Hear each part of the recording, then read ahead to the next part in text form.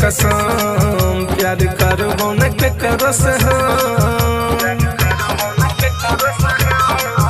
खाई छियो छठी मैया के कसम प्यार करबै न के करो से दर्द होय छै बड़ा जोर रे जब छोड़ी दे छै छोड़ रे लागे निकल जेते बदाम प्यार करबै न के करो से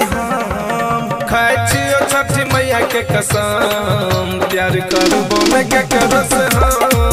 खाई छियो छठी मैया के कसम प्यार करबै न के करो से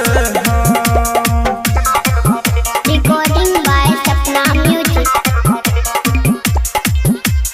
DJ Vikas Betya. पहले कहतो बाबू सोना तुम ही तो मेरा हो ना दिल से वो दिल के लगाई तो जब कर लग भी प्यारा दिल से बेसुमार रात भर छोड़ी जगई तो पहले कहतो बाबू सोना तुम ही तो मेरा हो ना दिल से वो दिल के लगाई तो जब कर लग भी प्यारा दिल से बेसुमार रात भर छोड़ी जगई तो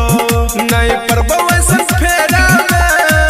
छोरी के रे घेरा में दिल कइल त हमारा रे गहा प्यार करबै न के करो से खाई छियो छठी मैया के कसम प्यार करबो न के करो से